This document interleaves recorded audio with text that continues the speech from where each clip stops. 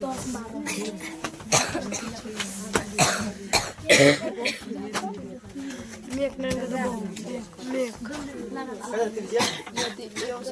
Centimetre और इसकी तिर्यक ऊंचाई 15 सेंटीमीटर हो तो और इसकी तिर्यक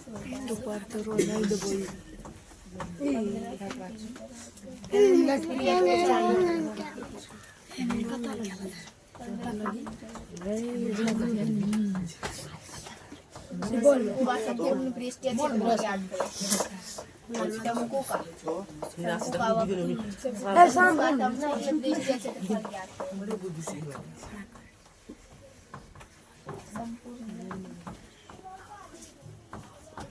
सर जी संपूर्ण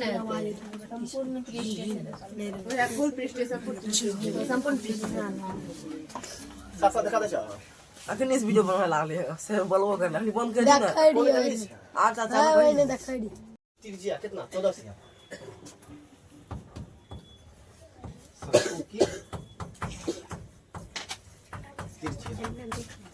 चौदह से तिर्यक ऊंचाई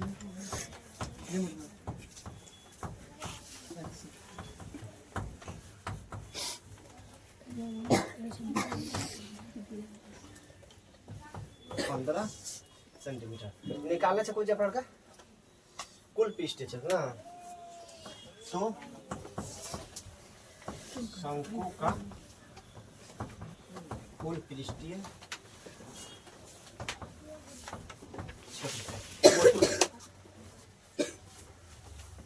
तो बोलो by R into L plus are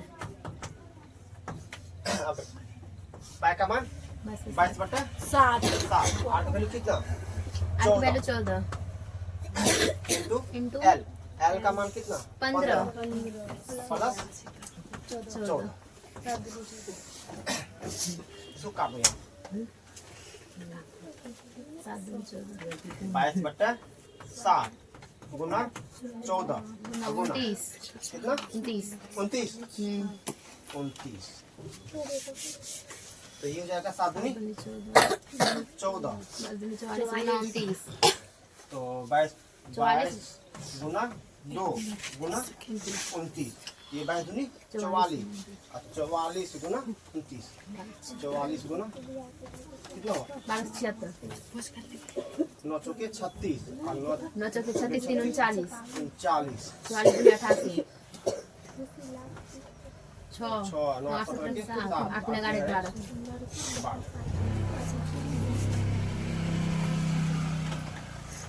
1276 CM square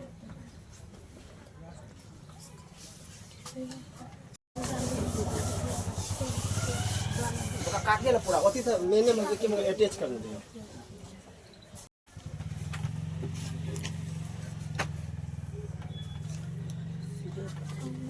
क्या नंबर सवाल छो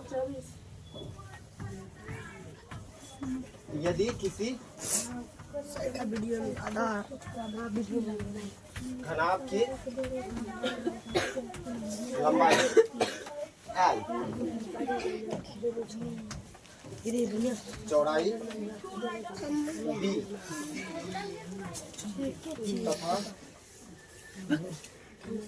की लंबाई L चौड़ाई B तथा ऊंचाई H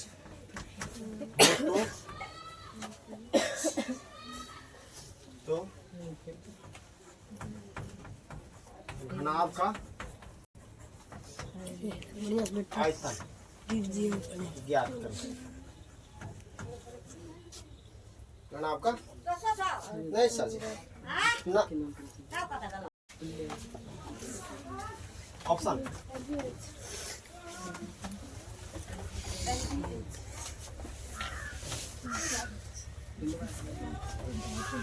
यदि किसी घनाभ की लंबाई L चौड़ाई B तथा ऊंचाई H हो तो घनाभ का आयतन क्या लिख दो आप घनाभ की लंबाई कितना L दिया हुआ है चौड़ाई दिया हुआ B ऊंचाई ऊंचाई दिया हुआ है L।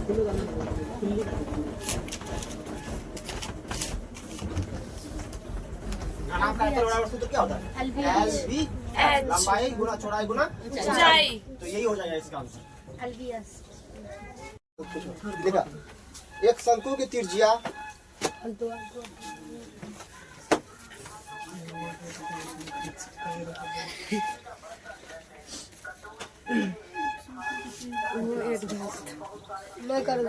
एक शंकु की त्रिज्या तथा ऊंचाई क्रमशः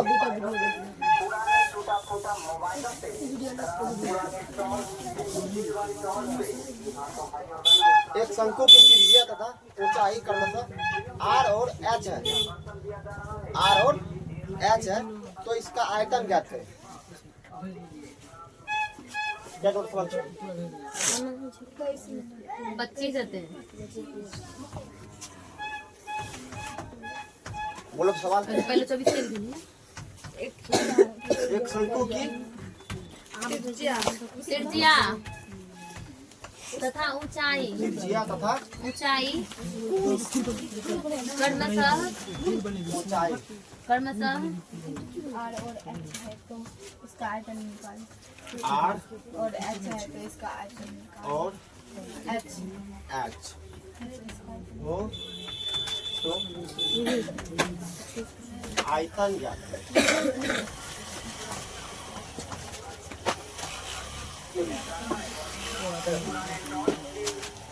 शंकु एक शंकु की त्रिज्या तथा ऊंचाई क्रमशः कितना R और H। अगर देखो यही R और H देखकर ना विद्यार्थी डर जाता है। ये R अगर R की जगह तुमको अगर 4 दे दिया रहता तब, अगर H की जगह 5 रहता तब संख्या रहता तो दिक्कत नहीं रहता। ठीक है, यही R और H देख के दिक्कत हो जाता है उसको। हिसाब लिख दो। शंकु की त्रिज्या क्या होगा? त्रिज्या शंकु की त्रिज्या देखो यहाँ क्रमशः लिखा हुआ है ना, क्रमशः यहाँ त्रिज्या तथा ऊंचाई तो क्रमशः पहले क्या लिखा हुआ? त्रिज्या। तो ये त्रिज्या कितना होगा? R होगा। शंकु की ऊंचाई H निकाला क्या? शंकु का आयतन। शंकु की आयतन। शंकु का आयतन बोलो। 1/3 pi square H 1/3 pi square square तो ये 1/3 पाई का पाई का पाई R का मान कितना? R स्क्वायर H का मान कितना है? ये हो जाएगा तुम्हारा आंसर। आंसर। गोले नहीं लटके का व्यास, एक गोले का व्यास 14 cm है तो इसके वक्र पृष्ठ का क्षेत्रफल ज्ञात करें।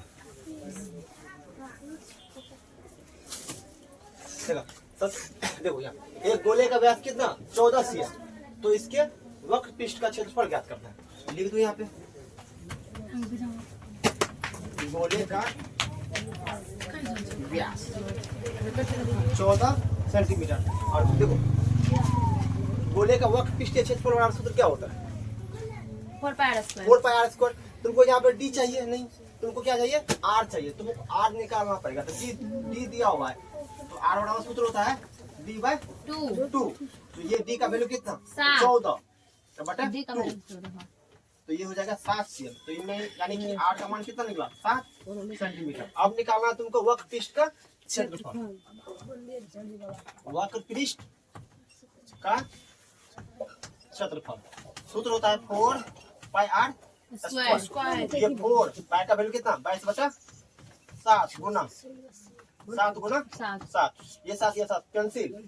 बोलो 22 चौके 88 88 गुना 7 88 गुना 7 7 8 56 616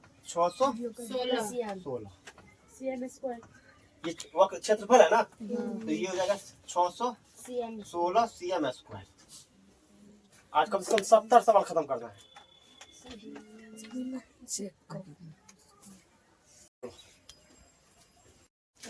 एक शंकु की ऊंचाई कितना सेंटीमीटर? 24 सेंटीमीटर। और उसकी आधार की जो त्रिज्या है कितना दिया हुआ है? 6 cm। तो हमें निकालना है शंकु का आयतन। पहले जो दिया हुआ उसको लिख लो, यहाँ पे लिखा हो, लिख शंकु की ऊंचाई। देखो ये इस क्षेत्र में जितना सवाल है, इसको बनाने के लिए तुमको फॉर्मूला याद होनी ही चाहिए रे। शंकु की ऊंचाई, शंकु की ऊंचाई कितना दिया हुआ? 24 सेंटीमीटर। और त्रिज्या, त्रिज्या कितना दिया हुआ? 6 सेंटीमीटर। तुमको निकालना क्या है? शंकु का आयतन। शंकु का आयतन, शंकु का आयतन का सूत्र तो 1/3 पाई r स्क्वायर। ये 1/3 गुना पाई का मान कितना होता है? 22/7। 22/7। r का वैल्यू कितना? 6। और 6 गुना 6। h का वैल्यू कितना? 24 कटेगा। 3 दूनी 6। 3 दूनी 6। अब नहीं कटेगा। 44/7। तो 22 दूनी 44। 22 गुना 2 गुना 6 गुना 24 बटे 7 गुना करो इसको। 22 दूनी 44 सब मिलाकर 63/7। गुना सही है। हाँ 63 36 36/7। बटे 7 cm।